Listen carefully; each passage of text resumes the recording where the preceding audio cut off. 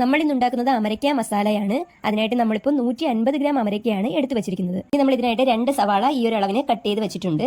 പിന്നെ വലിയ 3 വെളുത്തുള്ളി ഇതുപോലെ കട്ട് ചെയ്ത് വെച്ചിട്ടുണ്ട്. അതുപോലെ തന്നെ 1.5 ഇഞ്ച് വലിപ്പമുള്ള ഇഞ്ചിയും കൂടെ കട്ട് ചെയ്ത് വെച്ചിട്ടുണ്ട്. എടുത്തിട്ട് അതിലേക്ക് നമുക്ക് 2 ടേബിൾ സ്പൂൺ കപ്പലണ്ടി ചേർത്ത് കൊടുക്കാം. ഇവിടെ തന്നെ 1/4 കപ്പ് ചിരകിയ തേങ്ങയും കൂടെ നമുക്ക് അതിലേക്ക് ചേർത്ത് കൊടുക്കാം. ഇനി അതിലേക്ക് ഇഞ്ചിയും വെളുത്തുള്ളിയും കൂടി ചേർത്ത് കൊടുക്കാം. 1 ടീസ്പൂൺ കാശ്മീരി മുളക് പൊടി, അതുപോലെ തന്നെ 1/2 ടീസ്പൂൺ എരിവുള്ള മുളക് പൊടി, അതും കൂടി ചേർത്തിട്ട് നമുക്ക് 1/4 ടീസ്പൂൺ മല്ലിപ്പൊടിയും കൂടി ഇതിലേക്ക് ചേർത്ത് കൊടുക്കാം. 1/2 ടീസ്പൂൺ മഞ്ഞൾപ്പൊടിയും കൂടി ചേർത്ത് കൊടുക്കാം. എന്നിട്ട് ഇതിലേക്ക് കുറച്ച് കറിവേപ്പിലയും കൂടെ ചേർത്ത് കൊടുത്തിട്ട് നമുക്ക് ഇനി ഇതിനെ അരച്ചെടുത്തേച്ച് വരാം. അരച്ചെടുത്തിട്ട് വന്നിട്ടുണ്ട്. നമ്മൾ ഒരു തുള്ളി വെള്ളം പോലും ചേർക്കാതെയാണ് അരച്ചെടുത്തത്. ഈ ഒരു പരുവത്തിനാണ് അരച്ചെടുത്തിരിക്കുന്നത്. ഇനി നമുക്ക് ചട്ടി അടുപ്പത്ത് വെച്ച് ചട്ടിയിലേക്ക് അമരയ്ക്ക ചേർത്ത് കൊടുക്കാം. ഇനി നമുക്ക് ഇതിലേക്ക് വെള്ളം ഒഴിച്ചു കൊടുക്കാം. അമരയ്ക്ക വേവിക്കാൻ വേണ്ടിയിട്ടാണ്, അപ്പം വെള്ളം കൂടിപ്പോയാലും കുഴപ്പമില്ല.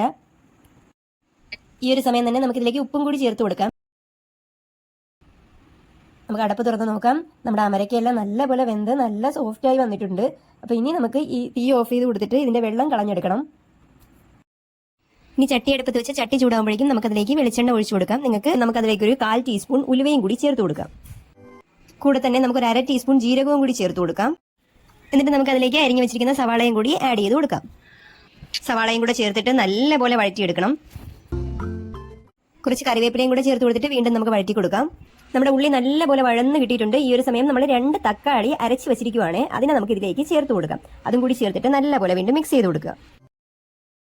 നമ്മുടെ തക്കാളിയുടെ പച്ചച്ചുവയൊക്കെ മാറി നമ്മൾ ഒഴിച്ചു കൊടുത്ത എണ്ണ തെളിഞ്ഞ് വന്നിട്ടുണ്ട്. ഈ ഒരു സമയം നമ്മൾ അരച്ച് വെച്ചിരിക്കുന്ന കൂട്ട് നമുക്ക് ചേർത്ത് കൊടുക്കാം. നമ്മൾ വെള്ളമൊന്നും ചേർക്കാതെ അരച്ച് വെച്ചിരിക്കുന്ന കൂട്ടാണ്. നമുക്ക് അത് ചേർത്ത് കൊടുത്ത് നല്ലപോലെ മിക്സ് ചെയ്ത് കൊടുക്കാം. ഈ ഒരു സമയം നമുക്ക് ഇതിലേക്ക് ഒരു 1/2 ടീസ്പൂൺ കുരുമുളക് പൊടിയും കൂടി ചേർത്ത് കൊടുക്കാം.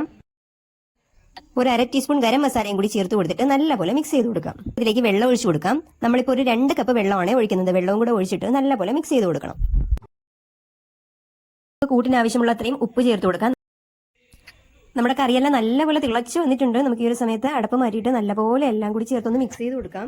ഈ ഒരു സമയം നമുക്ക് ഇതിലേക്ക് വേവിച്ച് വെച്ച അമരയ്ക്കയും കൂടി ചേർത്ത് കൊടുക്കാം. ചേർത്തിട്ട് നല്ലപോലെ ഇതിനെ മിക്സ് ചെയ്ത് കൊടുക്കണം. നമുക്കിനി ഇത് അടച്ചു വെക്കാം. ഇത് നല്ലപോലെ തിളച്ച് കുറുകി വരട്ടെ. അപ്പൊ തുറന്നിട്ട് എല്ലാം കൂടെ ചേർത്ത് നല്ലപോലെ ഒന്നും കൂടെ മിക്സ് ചെയ്ത് കൊടുക്കുക. മല്ലിയിലയും കൂടി ചേർത്ത് കൊടുക്കാം.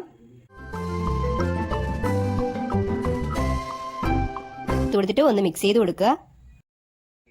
നമുക്ക് ഈ ഒരു സമയം തീ ഓഫ് ചെയ്ത് കൊടുക്കാം. തീ ഓഫ് ചെയ്ത് കൊടുത്തിട്ട് നമുക്ക് വീണ്ടും അടച്ചു വെച്ച് കുറച്ച് സമയം അങ്ങനെ തന്നെ വെച്ചിരിക്കാം. അപ്പൊ നമ്മുടെ ചാറെല്ലാം കുറച്ചുകൂടി കുറുകി കിട്ടും. അപ്പൊ തുറന്നു കൊടുത്തിട്ട് എല്ലാം കൂടെ ചേർത്ത് നല്ലപോലെ ഒന്ന് മിക്സ് ചെയ്ത് കൊടുക്കണം. അപ്പൊ ഇത്രയേ ഉള്ളൂ. നമ്മുടെ കറി കറക്റ്റ് പരുവായിട്ടുണ്ട്. അങ്ങനെ നമ്മുടെ അമരയ്ക്ക മസാല റെഡി.